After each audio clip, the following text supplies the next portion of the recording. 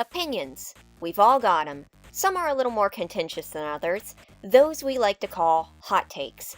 Last week I asked you guys to send me your hot takes, and today we will be going over quite a few of them, but not all of them because I got a lot of responses.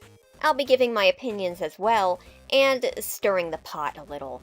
Though I would like to say before I begin that there's no wrong answers here. If I disagree with a hot take, or agree with one which disagrees with someone else's hot take, that's not me saying they're wrong or calling them out. These are all just thoughts and feelings. Unless it's about save him. That's one grassy hill I'll die on. Anywho, let's begin. Starting with the first hot take I spotted. Exuded writes, Glamrock Bonnie is overrated. They still haven't given any clear conclusions to his character, and the design is bad. He doesn't fit in with the other bandmates at all. This is a good one to start with because I both agree and disagree with this take. We really don't know much about Glamrock Bonnie. We do know he was close to Freddy, and we know what happened to him, but he's a complete enigma. As far as we know, he could have been a real jerk. We just don't know. Though I do disagree about his looks. I think Glamrock Bonnie's cute. Very 80s with the spandex and headband. Though I do know that this isn't a very unpopular opinion. I've seen quite a few people who actually don't like Glamrock Bonnie's design. Here's a tiny hot take. I kind of think that the disappointment in Glamrock Bonnie's design might be because the fan design was so prominent and people got used to it. Maybe not for everyone, but maybe some folks. Anywho, moving on. An entire Circus writes, I don't know how hot of a take this is, but I kinda hate Ruin story-wise. It makes very little sense to me and feels entirely like an attempt to pander to the audience. Eclipse is cool, but makes no sense. You mean Moon gets advertisement and not the ideal eclipse? That's actually a good point. Roxy being friendly is cool and all, but it implies that there was never a virus and they're all just that violent. I think Mimic was solely to give into the theory crowd who just didn't want to admit that Grandpa Willie was, in fact, Grandpa Willie. Why is the place in such disarray if Gregory and Vanessa just kinda left? None of it makes sense to me, and it just kinda ticks me off. There's things I like, of course, but there's just more I dislike. Also, Balloon Boy did nothing wrong and people are just mean. Big disagree. Balloon Boy is the spawn of the underworld. He is born of the red lake bed and has come out to claim our batteries. Jokes aside, you actually raised a lot of good points.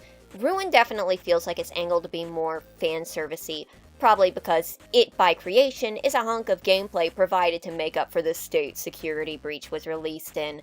That's why Roxy is suddenly given a huge role, Eclipse is a thing, why the story feels like it is purposefully detached from security breach, like Ruin's trying to get itself away from security breach as fast as possible. So, get rid of the old villain, keep the main characters off screen, throw in some extra goodies, and get out while you still can. That doesn't mean it's not an enjoyable experience, but as a story, it does feel disjointed. I might pronounce this wrong.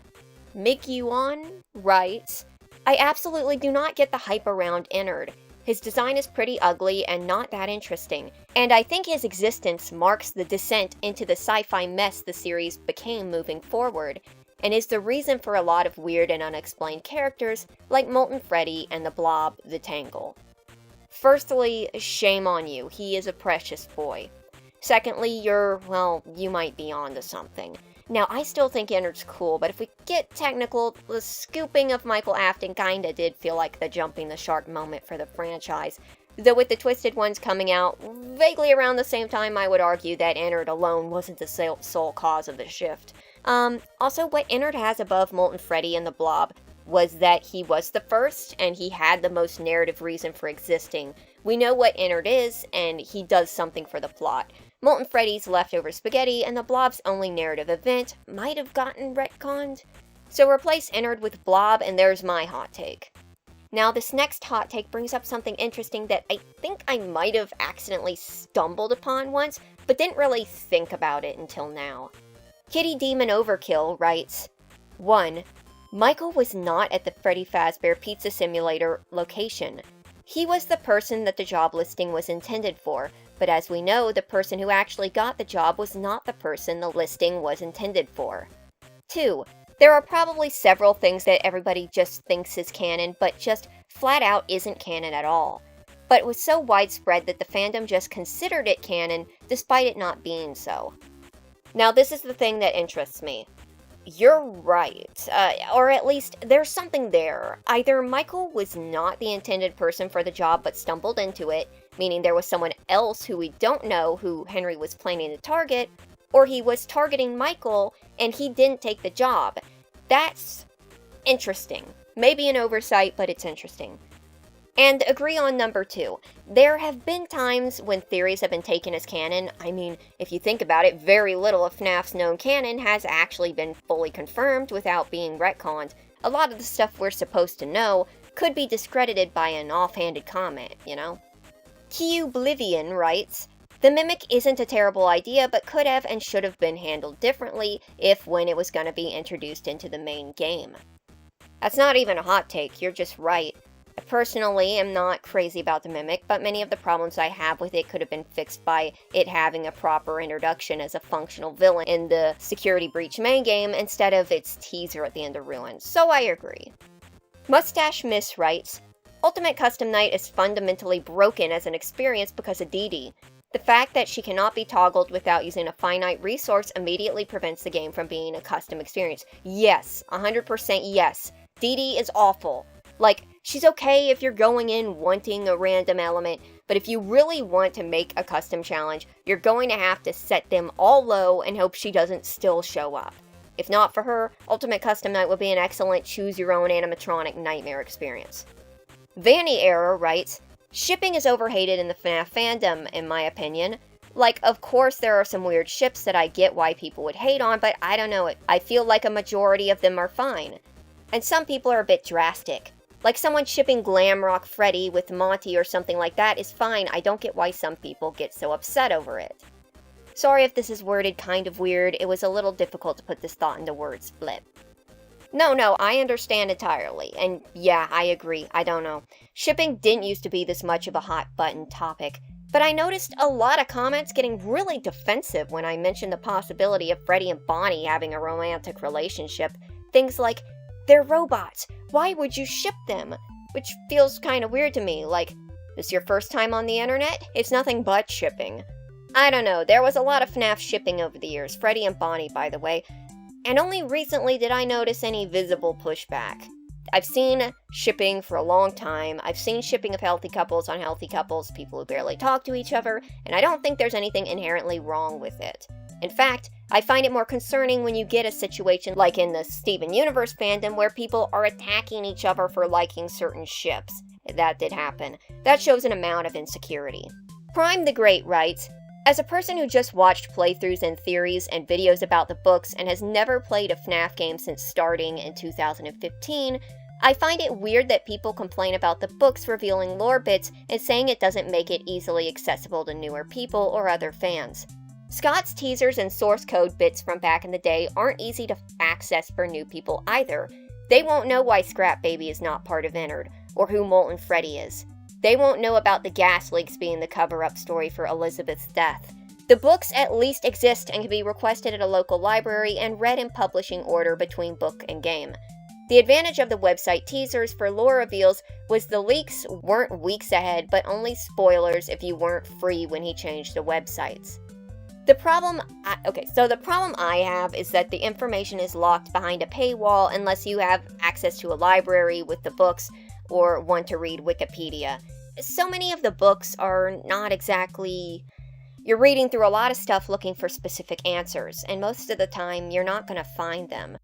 Or the possibility that Going On will just have chunks of the story cut out of the games and just dropped in the books. Oh, it's not important that we establish a character or plot development. We'll just write 8 books and ship them out over about a year, and that'll do well enough. And thus we have the Mimic. Though I do agree that the source code clues are a bad move because they too basically hid away vitally important plot points for the story. Plot points that would have probably done a lot better if shown in a pixelated minigame or something of the like. There's a better way to develop a story. Plus, you don't want to only rely on theories. MatPat's theories, for example, take a lot of liberties for entertainment purposes, which isn't bad if you're watching them for fun, but if you're watching them thinking they're totally lore accurate, that won't work. Again, not a knock at MatPat. Eris Rivera writes, I like William Afton coming back, and Burntrap is so much better than the Mimic. Except the meme. This might be a spicy one, especially since I'm going to add a little more seasoning. So a long time ago, I went on this tangent about the mistake that was Burntrap and how I thought Glitchtrap was a good direction and that Burntrap was so much worse. I'm now in the boat where I have to go back and say that I actually liked Burntrap more than Mimic. I didn't want Willie to come back again, but this ain't much better. Analog Boy writes, I actually liked Burntrap. And while I'm still interested in the Mimic character and the direction the series is taking, I'm kinda sad that Burntrap and the Blob were pretty much retconned out and abandoned. Yeah, part of me is going to miss old Peepaw too. I kinda warmed up to him with all the memeing that got done with him, but it was kind of a shame that we'll never know what that possible second phase was. As for the Blob, with its brief appearance in Ruin, there is a slight chance that it might appear again. This could be an opportunity to actually do something with it, but we'll see. Beck Culpepper writes, the toy animatronics would absolutely beat the Withers and the OG cast since they're designed to stop criminals and are made with better tech. A lot of people think the Withers are some unstoppable force, but they're designed to garner sympathy and uneasiness. They probably wouldn't get too far in a fight besides their height. That's actually a pretty good point. I don't know about the FNAF 1 originals since they seem pretty sturdy, but the Withers are rotten and falling apart, and those plastic-looking shells probably make for a good shield. So, I would probably agree with this. Withered Bonnie only has one arm, Withered Chica can barely move. The only one putting up a fight is Withered Foxy, and that's him up against Dump Truck, Hot Chicken, Chipmunk, Trash Pile, Sock Monkey, and the one from beyond the Sleepless Veil. Soup by Frog writes, technically not a hot take, but I think that the Pats, Wet Floor Bots, should have gotten at least a 10 or an 11 in the Ruin Kissing Guide. I will fight all arguments for them. I think one of the points off for them was sympathy. They are stuck staring at the same spot, usually in a corner, so there is nothing to see behind them, basically motionless until the player terminates them. They have no other faults, they are adorable, they don't have a mouth so they can't bite, they literally have the perfect spot to kiss on the head, resting chin on the divot of the head and tilting down so your lips cusp the metal strip, the equivalent of a forehead. They are probably the cleanest in the game other than the entity. They're not dangerous in any way. I just want to take one in the car with me, get a McFlurry with them, or like a tub of Ben & Jerry's and some popcorn, plop them down on my sofa, and go on an at-home movie date. They're the perfect choice for my movie date. They don't speak, they don't eat, they don't go to the bathroom every 7 minutes. They seem more like a friend in my opinion that you tell everything. To me they deserve a 12, but I'll settle for a 10 or higher. That concludes my argument. I forgot the other argument against them getting a 12, but I think I covered all bases. If someone disagrees, respond because I will fight for one of my favorite animatronics, who after making this post, I will recreate and place somewhere in my room. Thank you for reading. Soup by Frog. Note, this post is not direct hate, I am just fighting for the Pats. This took ages to write. I don't care if no one reads this, writing it was fun, and I got to share my opinion, which doesn't happen often. If someone has read this, you have my respect, and thank you so much for taking the time to read my argument. So, to be completely honest, I think you pretty much blew my argument for, whatever score I gave them out of the water.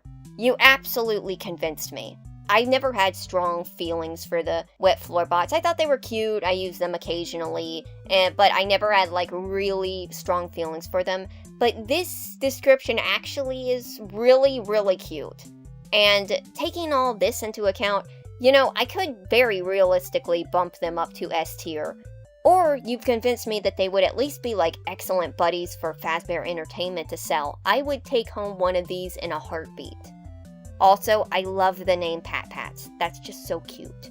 Salt writes, the whole concept of Glitchtrap and him creating Vanny is dumb. Afton should have died in Pizzeria Simulator, and Vanny could have just been a fangirl who is obsessed with the killings and recreated them. And that honestly sounds way better than whatever sci-fi shiz we getting. This isn't actually a hot take. At least not from the comments I've seen regarding Vanny. I think a lot of people, not everyone, would have preferred Vanny to just be her own villain instead of possessed by William and be like a copycat killer. Personally, I think that would have at least given incentive to not have Vanny get sidelined so hard.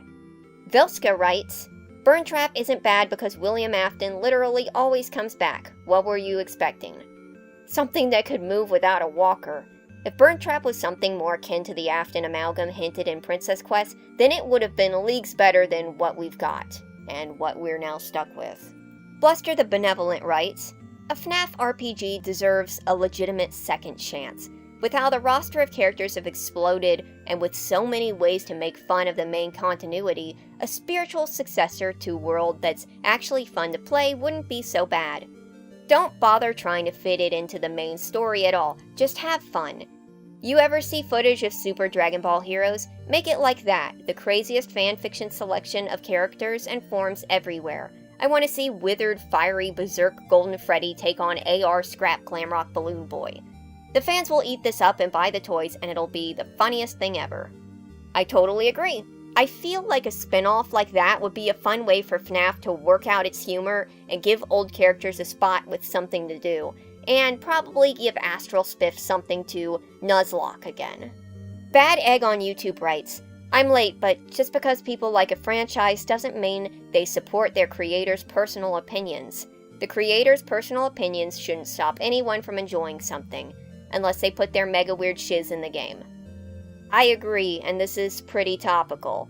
Roald Dahl, the creator of Charlie and the Chocolate Factory, James and the Giant Peach, and plenty of other children's books, had a colorful history, as did H.P. Lovecraft. And the less I talk about Lewis Carroll's rather uncomfortable relationship with the real-life Alice and her sister and family, the better. So yeah, agree. Monkey Cat writes, Montgomery Gator is way more of an interesting character, personality-wise and design-wise, than any depiction of Bonnie. Not including Springtrap, of course, since he's Afton and not the actual Spring Bonnie. At this point, I don't care if he was or wasn't the one to put Bonnie down. I'm just glad someone did it. Also, Monty and Chica got the short end of the stick with the whole animatronics with personality thing. Freddy and Roxy are way more fleshed out. Monty is reduced to that angry one that killed Bonnie now, and Chica would have had way more personality with the Valley Girl accent. But they took it out, and now her personality just tastes like chicken, I guess. I actually kind of agree. Don't get me wrong, I love Bonnie, but Monty really does have a cool design.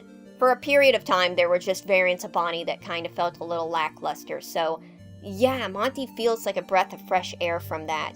Though, I'm not sure if I would go so far as to have Monty permanently replace Bonnie. It's just nice to have some band shakeups. And I totally agree that Monty and Chica got a bit shafted, especially Chica. She couldn't even get one new line in Ruin. And hot take here, but I love Chica's Valley Girl accent. Sure, her current voice is menacing, but that Valley Girl just is dripping with personality. And to then have it ripped away would have been so much more jarring. Hi, I'm Brandon writes, Mxes is actually attractive. I mean, if you want to get technical, he's no comment. Grande Goober writes, being damaged doesn't automatically make animatronics more scary. I agree for the most part. While there are some creepy damaged animatronics, there's others where I feel the damage detracts from their initial creepiness, like the ruined sun and moon. Clifford Meow writes, I think Gregory had every right to do what he needed to survive. He's literally just a homeless little kid. Of course he's going to be ruthless to survive. I don't like what he did, but he did what he had to do. He did not have an upper hand unless he did that. I think folks forget that when Gregory first met Freddy, he was friendly, and he and Freddy worked together, and the first time he meets Monty, Chica, and Roxy, they're busting down doors, charging through boxes, yelling, Lost Boy over here, and give up, nobody will miss you, and trying to break down the office door. Anyone would see them as the bad guys. A lot of folks want to pretend that Gregory should have just befriended the animatronics. But he did. The one who was in safe mode and wasn't coming at him like Choo Choo Charles with a hangover. That is a weird comparison, but I'm leaving it in. Lady Leah Namar writes, Roxanne Wolf before Security Breach Ruin is a narcissistic bully that too many people sympathized with. The only reason why people related to her or felt bad for her was because of the deeper-rooted issue at hand. She's heavily insecure. Even now, people excuse her actions because of her behavior in Ruin, despite you being nice to one person not giving you the justification to be a bully to another, especially not children. FNAF should have ended with the third game. Springtrap was the perfect last antagonist. Also, stop the Gregory slander. So I actually really definitely agree on the Roxy thing. It's great that she's nice now, but the no one will miss you is a really gross thing to say to a kid. But she was possessed. Well, okay, so Gregory took Roxanne's eyes. I don't know if that's necessarily grounds for her to try to kill him. And you might say, no, she's not going to kill him. Well, when she thinks Cassie is Gregory, if she gets a hold of her, she body slams her and then bites into her face. But then, of course, later in the cutscene, she just politely asks for her eyes back. So now she's back to being good. I think basically what's going on here is there's an inconsistency between how Roxy was originally written and how she was later written. Like, she was sympathetic in the first game, but you couldn't totally forgive all of her actions. But in the process of making Ruin a little more appealing to the fans, they wanted to make Roxy good.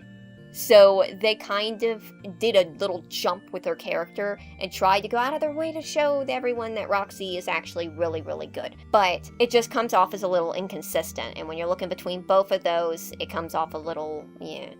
So I should mention the second part. FNAF should have ended at the third game, FNAF 3. Springtrap was the perfect last antagonist. The reason I'm bringing this one up is because I actually saw a lot of comments who said this. In fact, I lost count.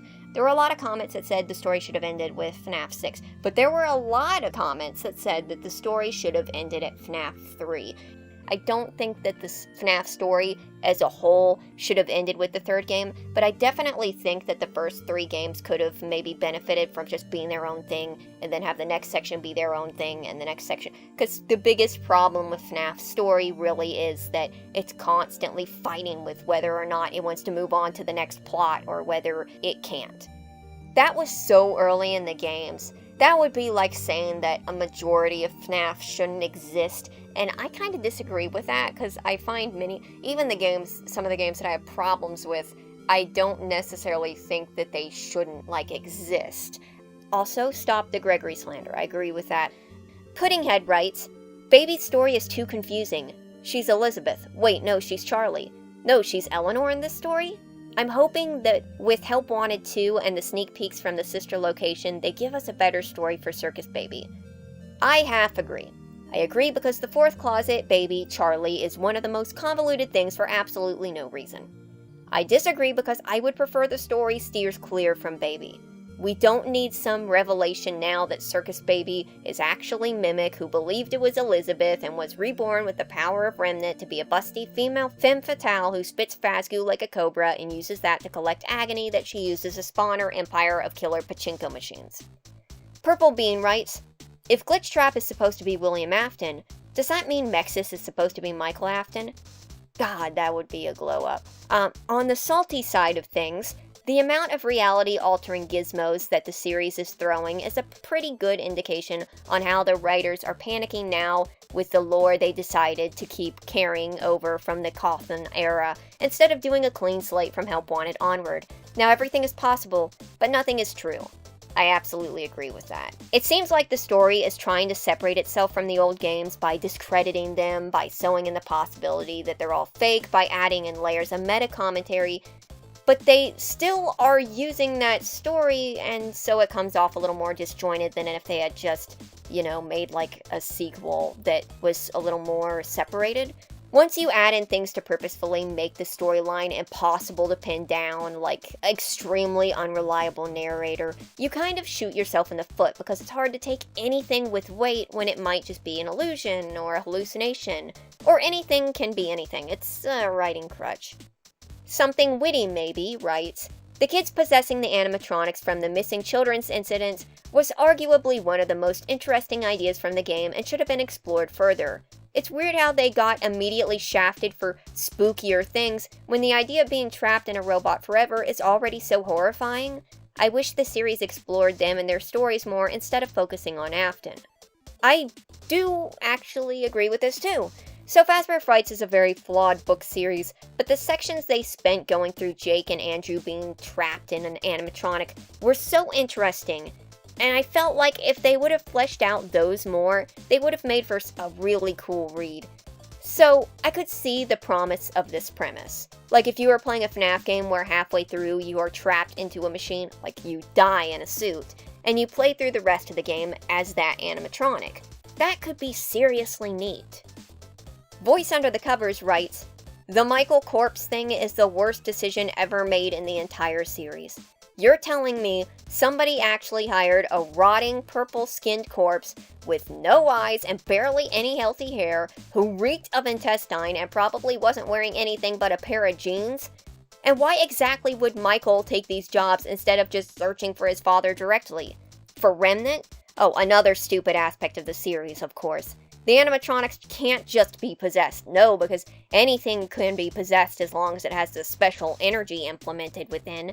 So stupid. I had to include this hot take solely for the fantastic mental image of a rotten-out Michael Afton shuffling up to Freddy's, no shirt, no shoes, asking for a job, and actually getting it. And then only later getting fired for his smell. I'm assuming there's just some things we're not supposed to really think about. Also, yeah, Remnant being a magical substance to replace souls is just so they don't have to deal with the implications that there's so many dead kids floating around. Of course, then Remnant erased the concept of death, and then it became a major MacGuffin that caused FNAF to lose stakes, so yeah, bad move.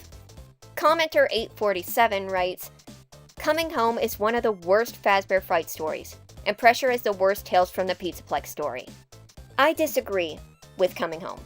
It gives us a look at a character who is relatively frequently named and shown, but who we actually know very little of on a personal level. It also allows us to see more about some of the victims at Freddy's, because up until this point, I mean, we've heard about the missing children numerous times, but we don't really know them on a personal level. We know Afton front, back, and center, but we don't know about the people whose lives he's ruined. And in this story, it gives us a good look at least 3 of them, how Susie's dealing with her death, how she's trying to move on, how her sister is coping, and how her mother is coping, and it adds emotional depth that FNAF could really use. Now, Pressure is hot tar on a shingle. It reeks. Dolphin Delaware writes, "My hot take. I genuinely do not care who killed Glamrock Bonnie. Monty is dead, Bonnie is dead, or at least unable to escape the Pizzaplex. Freddy will never get word of who was the real killer, nor will he ever be able to have a moment to avenge Bonnie. There is no plot significance that makes Glamrock Bonnie's death a worthwhile discussion." This is a weird take because I want to disagree, but you're actually kind of right. Like, I wanted to know about Glamrock Bonnie. I wanted to figure out the truth. I would have loved to see a further plot involving Freddy discovering him, but that's not going to happen. While what happened here could have been an interesting side plot, it's pretty much just kind of a background set piece. Lucifer's #1 fan writes, "Roxanne Wolf is one of the most well-written characters in the series." It's a low bar to set, but I still disagree. I'm not saying she's a bad character, but there's so much of a jarring change between Security Breach and Ruin. You kind of just have to make some assumptions with Roxy to get a clear picture of her character. Maybe if we see more of her, this will be fixed, but I don't know if I can confidently agree yet. Tato writes, "Hot take. I feel like Phone Dude should have had more importance to the lore. He is still alive, but completely disappeared at the end of FNAF 3. I'm hoping he's either Cassie's dad or the guy that leads Fazbear Entertainment, but that is unlikely since Scott retired. So I feel like if Phone Dude was going to have any more importance in the lore and it was going to actually make sense, it should have happened almost directly after FNAF 3. Like, if it happened in Pizzeria Simulator, then that would have made sense, but I feel now we've gone way too far in the future to bring him back. But I do agree that the Phone Dude should have came back for Pizzeria Simulator." Kira August Cross writes, "Hot takes. Yes. Hot take #1. Scott should confirm Mangle's gender as she, they, and Funtime Foxy as he, they. or something like that. Hot take number 3. He should confirm some of the oldest bits of lore because there are more holes than a slice of Swiss cheese at this point. And he should duct tape it together, at least for some of the fans that might have been here for years.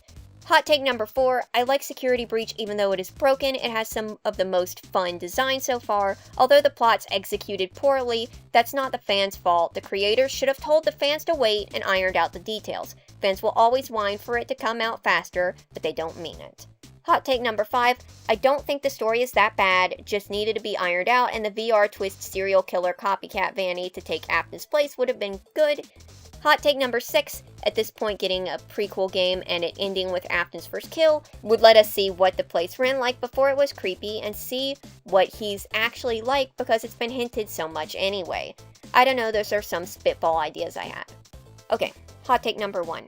At this point, I don't think it would be a smart decision to confirm Mangle's gender. Because it's been so long, I feel like it would be a weird decision to go back and say Mangle's gender now, especially since the fanbase has debated it for so long. I think it's best just to let it lie. Number 3, so here's the thing about confirming lore. I'm all up for learning about more lore. You've heard me talk about we don't even know the crying child's name like a ton of times. But here's my thought. If we bring back some of the lore and try to explain it now, it's going to try to be explaining it through the lens of what's current right now. So, for example, let's say we were going back and we were going to find out about the bite of 87. But what if they go back and they're like, well, we need to answer this question. Oh, I know. Why don't we say that it was the Mimic? And that the Mimic actually caused the bite of 87 because he was back there back then. Okay. So the Mimic was the cause of the bite of 87. Well, not only would that feel like an Eleanor thing where you're just tacking on old things to new characters in a way that's anticlimactic, but it would also feel like way too long after the fact to really be talking about it. If we were going to get answers that were actually answers for what was going on at the time, then yes. If we're going to get answers that are now made for this time, no. Hot take number 4, you've actually got a huge good point here. So a lot of people say that all the problems with Security Breach was because it was rushed, and it was rushed because the fans asked for it. But no, that's not why the game was rushed. I absolutely believe, from what day the game came out, that there was some sort of deal with Sony or some other publisher to get that game out before Christmas. Someone higher up told Steelwool, we gotta get it up then. And it was not because of the fans, it was because of the bottom dollar. Because, let's be completely frank here. Yes, some fan bases can have some very loud fans, but the loudest fans in FNAF's fan base are the youngest. Younger fans are the loudest of fans, and they are also the most forgiving. So if you tell them, we're going to wait, we're going to push the game back 3 months, they might be upset about it, but more than likely, when the game comes out, they're going to be a lot more, okay, yeah, the game's fine, than older fans who are going to be a little more critical, well, I suppose, like myself. So, yeah, it wasn't the fans who caused Security Breach to be rushed. It was someone else. We don't know who that person was. Probably a company. Yeah, okay, good point. The story is not that bad, it just needs to be ironed out. And here's another person who agrees that Copycat Vanny would have probably been better. Yep, there we go. And finally, hot take number 6, yeah, I could see that. I could absolutely see a game where we go back to the original Freddy's and we find out what happened back there. It would be a way to bring Afton back without technically bringing him back. Ripley Anemone writes, not sure if it's a hot take, but most big theories are built off theories that aren't confirmed. No, you're just straight up right. Braden Klundgren writes, Matt Pat's Michael is the crying child was way worse a theory than Gregory is the crying child and is a robot. No, I disagree. Michael is the crying child takes the context of two characters we know very little about except that we know they were both protagonists, and basically says, what if they were the same protagonist? Gregory is the crying child and is a robot suggests that this boy from 2020 is actually a reincarnated form of a child from 5 games ago and about 40 years ago, and is also a robot. So yeah, I would say that the Gregory is a crying child and the robot thing is a bigger stretch. Squares for You writes, Gregory is absolutely a human. That's my hot take. I can't believe that's a hot take. I knew. There was a part of me that knew, after the 4th closet came out, everyone was going to be accused of being a robot. Raphael writes, Fnaf would be in a better place if Afton wasn't the one trying to bring back people from the dead. Afton would be just a random serial killer that starts the plot. Meanwhile, Henry would be the one that tries to create robot kids. This would streamline the plot and avoid the Afton family drama being the center of everything.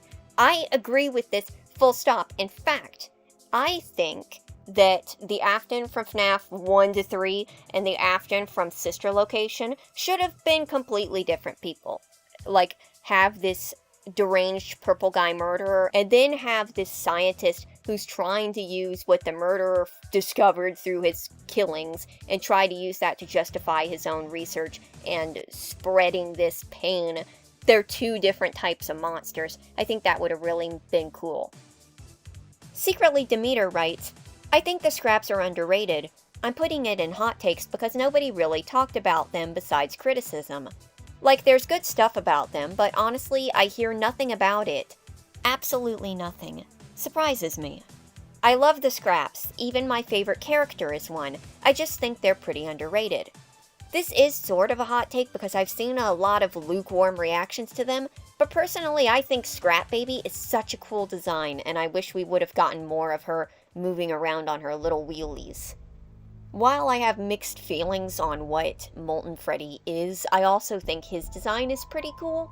My only problem with Molten Freddy's design is he seems like a downgrade from Ennard, but if he was just supposed to be a portion of Ennard, like Funtime Freddy, he would actually be pretty cool. And for the final hot take of this video, I will be throwing in one of mine.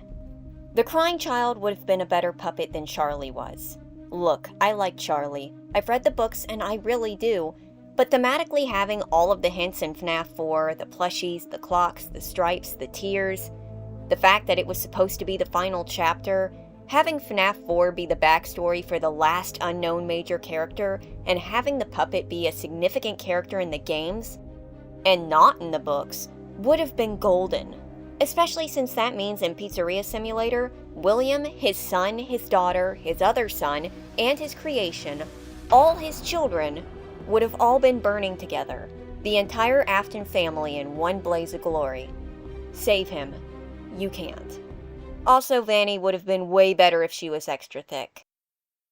So that's where I'm going to end it for this video. I still have plenty of collected hot takes, so sometime in the future I might just have to make another one. So I hope you enjoyed this one. Thank you for the hot takes, and thank you for watching.